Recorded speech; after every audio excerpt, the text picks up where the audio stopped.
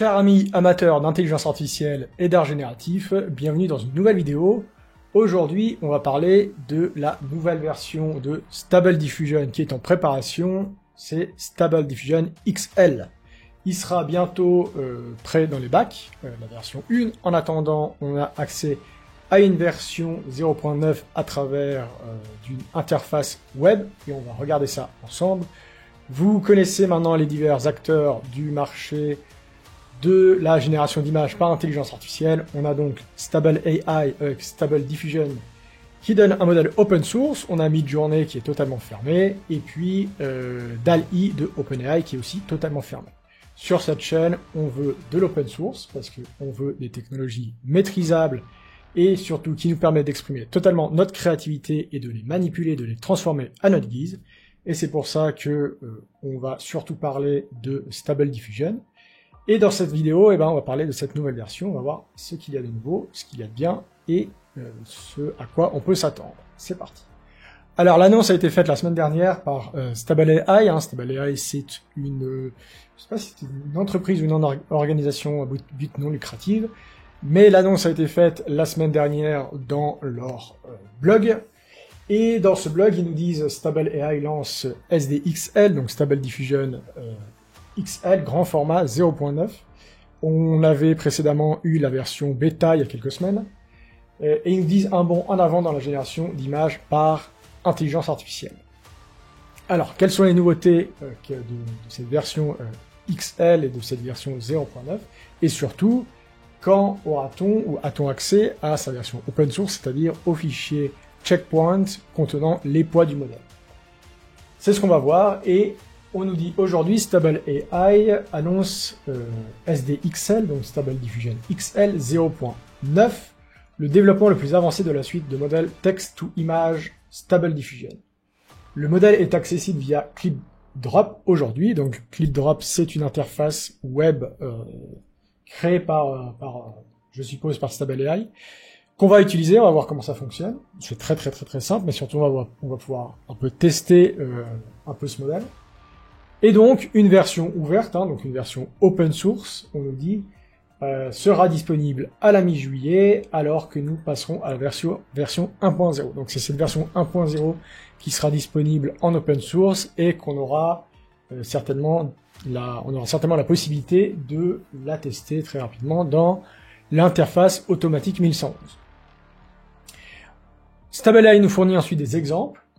3 exemples plus particulièrement pour comparer la version bêta de Stable Diffusion XL et cette version 0.9. Vous avez le premier exemple qui est cet exemple avec une photo de 2 extraterrestres dont on nous donne le prompt, donc c'est des extraterrestres esthétiques qui se promènent parmi nous à Las Vegas, fin de film, photo de film trouvée égratignée. C'est une traduction par Google Translate. Donc vous avez ici la version, vous avez à gauche la version bêta de Stable XL, et puis à droite la version 0.9. Et donc on voit bien les avancées, on a vraiment une belle avancée en termes de photoréalisme. On a ensuite un prompt qui me dit un loup dans le parc national de Yosemite, photographie de film, etc. Donc là, entre la version XL et 0.9, on a effectivement vraiment une très grosse amélioration en termes de photoréalisme. Et puis pareil, là super, ils ont testé les mains, parce que les mains, on a beaucoup de problèmes avec les mains. Une main qui tient un café, et donc le prompt c'est une main manucurée tenant un café emporté. Et là on peut voir entre la version XL qui est, on voit quelques problèmes sur les mains, surtout des types des doigts qui sont d'une certaine manière doublés, on voit les bords ici, et on voit clairement que les mains, là, les doigts sont mal définis. On a ici une version 0.9 qui est bien meilleure, surtout au niveau des mains. Le photoréalisme est à peu près semblable, mais au niveau des mains, on a une grande amélioration. Et puis ce que j'ai fait pour qu'on puisse comparer, j'ai pris ces prompts et puis j'ai généré ces images par un Stable Diffusion 1.5 classique, sans aucune, pas un modèle amélioré ni du LoRa, etc. pour pouvoir améliorer la qualité de l'image, mais purement avec une version basique. Et ce qu'on obtient, c'est ceci. Donc l'alien, si vous utilisez ce prompt dans la version 1.5, bah, vous aurez ceci. Donc on peut voir que clairement, déjà entre la version XL et la version 1.5, la version qu'on a actuellement, ou la 2, on pourrait tester avec la 2, mais je suis pas sûr qu'il y aura de très très grosses améliorations. Bah, on obtiendrait ceci avec l'alien, on obtiendrait ceci avec le deuxième prompt qui est le loup dans le parc de Yosemite, et puis la main qui tient un café, et on peut voir que là, bah, on voit exactement les types de problèmes qu'on avait avec les mains dans Stable Diffusion, avec le modèle classique. On a des mains qui sont anatomiquement très très peu crédibles, et d'une manière générale, on a des photoréalismes qui sont pas, un photoréalisme qui est très très loin d'être parfait. Et ce que nous disent ensuite Stable AI, parce que nous on a envie de savoir ensuite est-ce qu'on va pouvoir le faire tourner, parce que s'il nous faut 36 Go de VRAM, ça va pas être possible. Ils nous disent que cette version elle va inclure l'invite, le text-to-image text-to-image et l'image-to-image, hein, bon, l'in-painting, l'out-painting, donc bon, ça c'est des technologies dont on a l'habitude, on a fait des tutos là-dessus, on a fait des vidéos, donc on connaît ça largement, c'est des fonctionnalités qui sont déjà présentes dans les versions actuelles, donc rien de spécial. Et ensuite ils vont nous parler de ce qu'il y a un peu du moteur de Stable Diffusion, hein, donc, je vous rappelle, Stable Diffusion, comme son nom l'indique, c'est un modèle de diffusion qui vise à générer des images en inversant un processus de destruction d'une image. Donc on va détruire une image en rajoutant du bruit, puis on va apprendre au modèle d'intelligence artificielle, le réseau de neurones artificiels, à supprimer, à définir ce bruit. Comme on définit le bruit, on est capable ensuite de le retirer, et ensuite de reconstituer une image à partir d'un prompt. Et le prompt, ou le image to image, va ensuite guider cette génération. Alors, qu'est-ce qu'il y a de nouveau? Le principal moteur de cette avancée dans la composition de Stable Diffusion XL 0.9 est son augmentation significative du nombre de paramètres. Donc le nombre de paramètres, c'est les paramètres du modèle qui vont être la cible de l'apprentissage. Si vous n'êtes pas familiarisé avec les divers concepts du machine learning, je vous invite à regarder la vidéo que j'ai faite sur la chaîne Artificialis, qui est dans la gamme, dans la collection des l'IA en bref. Et cette vidéo est consacrée à l'explication de ce qu'est le machine learning et comment une machine peut apprendre. Donc, le nombre de paramètres, donc ça correspond au poids qu'il y a entre les diverses unités du réseau. Stable Diffusion XL 0.9 possède l'un des plus grands nombres de paramètres de tous les modèles d'images open source, avec un modèle de base de paramètres, un modèle de base qui a 3,5 milliards de paramètres, et un pipeline qui possède 6,6 milliards de paramètres. Donc, vous pouvez comparer ça aussi aux divers modèles de linguistique open source, comme Llama, etc. Donc Llama, on a des modèles qui montent jusqu'à 65 milliards, mais ceux qu'on utilise généralement dans nos tutos vont jusqu'à 13 milliards. Donc, vous pouvez voir qu'on est quand même à plus de deux fois plus gros qu'un Stable Diffusion XL. Le modèle de deuxième étape du pipeline est utilisé pour ajouter des détails plus fins à la sortie générée de la première étape. Donc ça sera intéressant de vérifier un peu quand on aura accès au modèle comment ça fonctionne, mais effectivement là, il semblerait qu'on ait deux modèles. Un qui va faire le gros du travail et un qui va ensuite rajouter des détails sur l'image qui a été générée. La version bêta fonctionne sur 3,1 milliards de paramètres et utilise un seul modèle. Donc là, c'est la version 0.9. On a rajouté ce deuxième modèle pour raffiner l'image.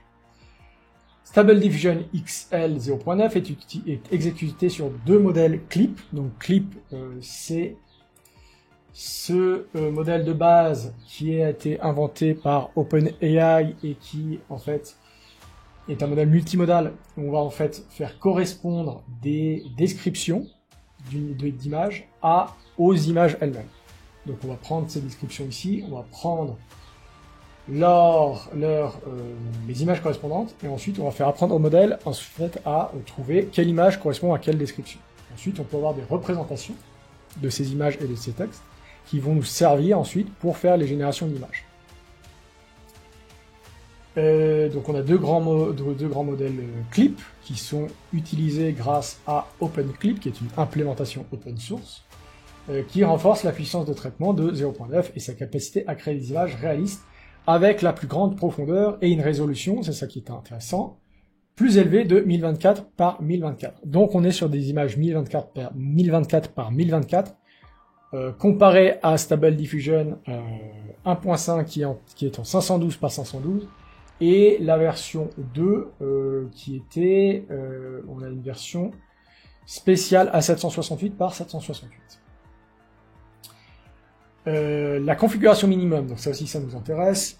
Stable Diffusion XL 0.9 peut être exécuté sur un GPU grand public moderne, ne nécessitant qu'un système d'exploitation Windows 10 ou 11, avec Linux, avec 16 Go de RAM, une carte graphique Nvidia GeForce RTX gamme 2000, équipée d'un minimum de 8 Go de VRAM. Les utilisateurs de Linux peuvent également utiliser une carte AMD compatible avec 7 Go de VRAM. Donc vous voyez que lorsqu'on aura accès à cette version 1.0, on sera tout à fait capable de l'exécuter sur nos cartes graphiques. C'est largement accessible sur des 3080, des 3090. Donc on se réjouit vraiment de pouvoir tester ce modèle, parce que ce qu'on voit là, c'est un peu l'équivalent du modèle de base de 1.5. Le modèle de base de 1.5, vous l'avez vu juste avant quand j'ai montré ces tests, il donnait pas des choses terribles. On devait vraiment bidouiller pour réussir à avoir des choses, des belles images. Ensuite, si vous allez sur des sites comme Civit.ai, vous pouvez trouver des modèles qui ont ensuite été fine-tunés, et puis ensuite, sur ces modèles fine-tunés, ces modèles sont capables de créer vraiment des images vraiment magnifiques. Mais il faut imaginer qu'on fera la même chose avec ce modèle-là. Il y aura ensuite plein de versions qui vont sortir, qu'on va pré-entraîner, qu'on va fine-tuner, et ça va clairement donner des choses qui sont encore de bien meilleure qualité. Donc ça, ces images qu'on voit maintenant, c'est vraiment que le début, vraiment la qualité minimum qu'on va pouvoir atteindre avec ce modèle. Donc vous avez également le Hugging Face de Stable AI, donc vous n'avez pas accès au modèle, vous pouvez demander l'accès si vous êtes dans la recherche, mais vous n'y avez pas accès directement. Par contre, on s'arrête 2 minutes sur la licence qui est utilisée qui va être utilisée pour Stable Diffusion XL, qui doit être probablement la même licence que celle pour Stable Diffusion. Mais il y a des choses importantes, c'est qu'il est open source, mais ils nous disent ils ne permettront pas en tiers d'utiliser, de modifier, de copier, de reproduire ou de créer des œuvres dérivées ou distribuer les produits logiciels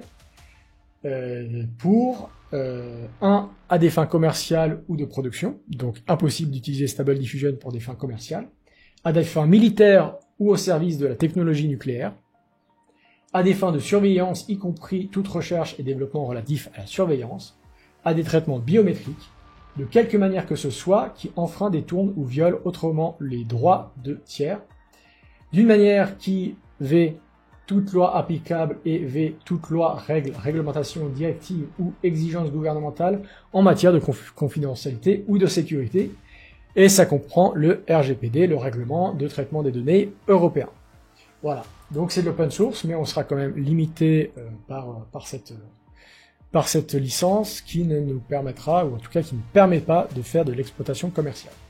Donc voilà à quoi ressemble ClipDrop, donc l'interface qui nous permet d'utiliser pour l'instant ce Stable Diffusion XL 0.9. Vous avez tout un ensemble d'exemples. Vous avez ici le prompt, directement accessible, vous pouvez taper vos descriptions. Vous avez le style que vous pouvez choisir, donc on a du digital art, isométrique, low polygone, etc. Cinématique, 3D modèle, enfin il y a tout ce qu'il faut. Et vous avez tout un ensemble d'exemples ici sur lesquels vous pouvez cliquer. Donc par exemple, si je clique sur ce chien, il va me générer 4 images, un peu comme dans notre automatique 1111, il va me générer 4 images avec ce prompt. Et vous pouvez donc déjà voir la qualité qui est plutôt pas mal, qui est plutôt intéressante. Mais nous, ce qu'on veut faire, c'est comparer ça à du Stable Diffusion 1.5 et à du Midjourney 5.2, qui est sorti il n'y a pas très longtemps. Donc, on va faire des comparaisons, puis on va essayer de voir si vraiment ce modèle Stable Diffusion XL 0.9, il apporte vraiment quelque chose. Alors, pour notre premier test, j'ai choisi le style manga, qui est disponible dans cette interface ClipDrop. et Clip Drop, pardon. Et donc vous avez ici les différentes versions générées, 4 images à chaque fois, générées par Midjourney dans la première ligne, générées par Stable Diffusion XL, donc ce nouveau modèle 0.9, à la ligne du milieu, et Stable Diffusion 1.5 tout en bas. Alors, ce qu'il faut savoir, c'est que, alors ici, on a le prompt qui se trouve ici. Lorsque j'ai rajouté par exemple Manga Style ou Anime Style pour Midjourney, pour avoir en fait ce style qui va correspondre à peu près. Et pour Stable Diffusion, j'ai quand même utilisé du LoRa et un modèle spécialisé qui est... c'est une bonne question, lequel c'était déjà? Donc c'était le modèle Ryan Blind, donc un modèle fine-tuné que vous pouvez trouver sur internet, qui est largement meilleur que ce Stable Diffusion 1.5 basique, mais c'est précisément ce qu'on veut, hein. On veut voir si vraiment ce modèle 0.9, XL 0.9, il va apporter quelque chose. Donc vous pouvez voir, donc tout en haut ici, on a les images qui sont créées par Midjourney, qui ont un style quand même qui est très intéressant, qui est très poussé, très bien défini, très joli. Midjourney 5.2 donne de manière générale de très belles images. On peut par contre regretter le fait que c'est pas tellement des images qui sont vraiment dans un style, j'ai essayé de pousser un peu pour un style vraiment anime, mais c'est le problème avec Midjourney, c'est difficile d'avoir des styles qui sont vraiment définis, à moins d'avoir des prompts vraiment qui sont vraiment de rechercher le prompt parfait. Mais très belles images, mais qui sont, je trouve, moins dans le thème anime, ou en tout cas au niveau anime, sont moins intéressantes, sont pas hyper intéressantes. J'aimerais vraiment avoir quelque chose qui est plus dans ce style-là. Le Stable XL 0.9, c'est vraiment ce qui nous intéresse, c'est ces deux lignes ici. On peut voir que bon, le Stable Diffusion 1.5, là, notre version Ryan Blind, est vraiment pas mal. Ça donne vraiment un style animé. Le personnage est vraiment bien dessiné, il n'y a pas tellement d'erreurs, il y a quand même un peu des erreurs sur les mains ici et ici, mais c'est pas extrêmement catastrophique. Les couleurs sont mieux définies, plus intéressantes sur la version 0.9 XL. Faut pas oublier aussi que du coup ces images-là, sur la ligne du haut, sont générées en 1024 par 1024. Et si ensuite dans l'outil Clip Drop, vous pouvez les passer en 2048 par 2048.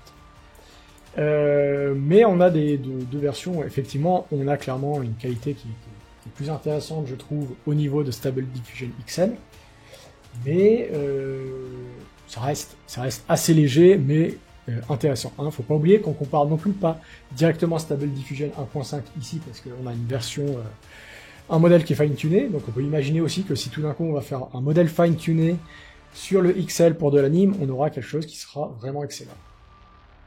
Ensuite, je voulais tester la génération d'une image d'un ordinateur des années 90 dans le style Vaporware. Hein. Ce style Vaporware, c'est un peu ce style des années 90.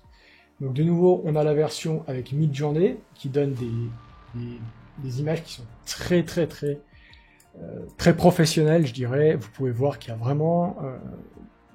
même au niveau des touches, c'est quand même... il n'y a rien d'irréaliste.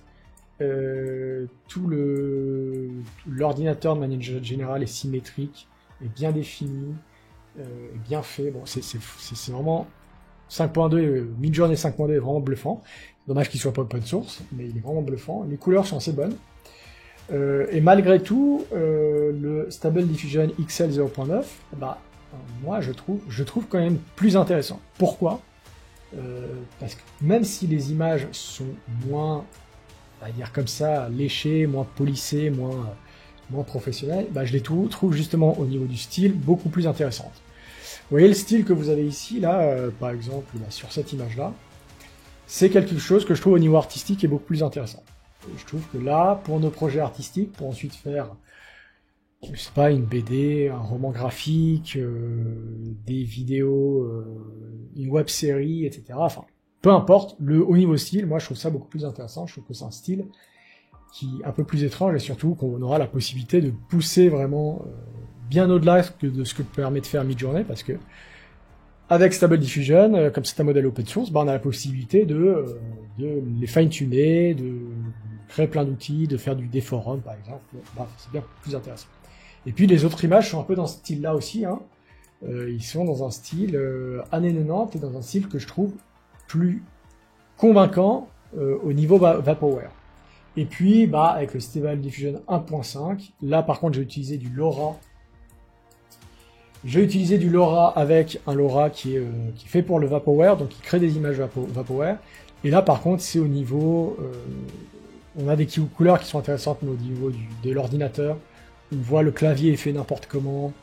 Ça on sait pas ce que c'est, ça on sait pas ce que c'est. Enfin, les fenêtres sont faites n'importe comment. Là on a des trucs c'est fait n'importe comment. Donc là on a des images qui sont pas du tout réalistes avec 1.5, et par contre avec la version XL 0.9 on a des images qui sont tout à fait crédibles et qui en plus ont un style vraiment intéressant. Dernier test, des photos cinématiques de type cinématique dans les rues du Liban. Et de nouveau avec Midjourney 1.5, on a des photos hyper photoréalistes. On dirait vraiment des vraies photos. Il y a pas de choses aberrantes qui vont ressortir, à part peut-être la taille ici de la personne. Peut-être les silhouettes sont un peu irréalistes. Mais en plus avec un style qui est vraiment très intéressant. Et Stable Diffusion 0.9 XL, il donne quand même des photos que je trouve qui sont pas du tout dans le même style, mais qui donnent peut-être quelque chose de plus... l'arbre ici un peu bizarre, la personne là aussi un peu bizarre, on voit... Au niveau photoréaliste, on n'est pas au niveau de Midjourney, mais je trouve là aussi que ça donne des photos qui sont en soi peut-être plus intéressantes au niveau du style. Ça donne quelque chose qui donne moins l'impression d'être presque de la 3D. Et Midjourney, ça donne presque l'impression d'être surréaliste, tellement c'est trop réaliste. Et à la limite, on a des choses avec Stable Diffusion XL 0.9 qui sont, peut-être en soi plus intéressantes. Moi, je les trouve presque plus intéressantes. Dites-moi justement, n'hésitez pas à me dire dans les commentaires si vous trouvez que c'est plus convaincant Midjourney, Stable Diffusion XL ou Stable Diffusion 1.5, mais bon, ça m'étonnerait. Qu'est-ce que vous préférez, quel style vous préférez, qu'est-ce qui vous semble plus intéressant? Au-delà du fait que c'est open source ou que c'est disponible. Et puis Stable Diffusion 1.5, il donne des choses qui sont vraiment pas... on voit pas du tout que c'est les rues du Liban, hein, parce que ça ressemble carrément à des rues des États-Unis en fait. Donc on voit là, par exemple, que typiquement, Stable Diffusion 1.5, il était très certainement utilisé, entraîné sur une base de données, c'était... je me rappelle plus du nom, Lion AI ou quelque chose comme ça, 5B, donc sur 5 milliards d'images. Mais on a clairement un dataset qui est très probablement biaisé, avec des images de rues qui venaient certainement quasiment intégralement des États-Unis. Donc, et ça c'est quelque chose, on voit ce genre de problème. Quand on a un dataset qui est biaisé, ensuite on lui demande de faire des photos, générer des images de rue, on n'a que des images des États-Unis. Donc ça, c'est des choses qui sont très intéressantes à voir et qui peuvent poser problème concrètement dans la réalité lorsqu'on a un dataset comme ça qui va générer qui apprend à partir de datasets qui sont complètement biaisés. Et donc, le Stable Diffusion 1.5, les images sont pas très intéressantes. Généralement, il y a plein de problèmes de crédibilité, les images sont pas crédibles, sont pas cohérentes. Alors que Stable Diffusion XL 0.9, on peut trouver des trucs, des légères incohérences, qui clairement font voir que c'est des images qui sont générées par IA, qui sont pas totalement photoréalistes. Mais ça reste quand même assez correct, et ça donne quand même le ton pour la suite, lorsqu'on aura accès à ce modèle. Et avec Midjourney qui donne des photos complètement photoréalistes. Voilà, c'était pour cette revue de Stable Diffusion 0.9 XL qui nous a montré un peu ce dont est capable le nouveau modèle de Stable AI, ce Stable Diffusion. Bientôt, selon l'organisation, mi-juillet, on aura accès à la version 1.0 en version open source Checkpoint qu'on pourra utiliser sur nos machines et sur Automatic 1111. Et à ce moment-là, on n'hésitera pas à aller faire de plus amples tests et surtout à entraîner nos propres modèles, à faire du LoRa, etc. et à intégrer ça dans notre processus artistique. En attendant, moi je vous donne rendez-vous bientôt dans de prochaines vidéos et surtout dans quelques semaines pour tester ce ce Stable Diffusion XL. Et en attendant, n'oubliez pas de vous abonner à la chaîne si ce n'est pas encore fait. N'oubliez pas d'activer la cloche pour pouvoir être au courant lorsque je sors de nouvelles vidéos. Et puis de rejoindre le Discord et de me suivre sur les réseaux sociaux pour partager vos créations. En attendant, je vous dis à une prochaine. Ciao!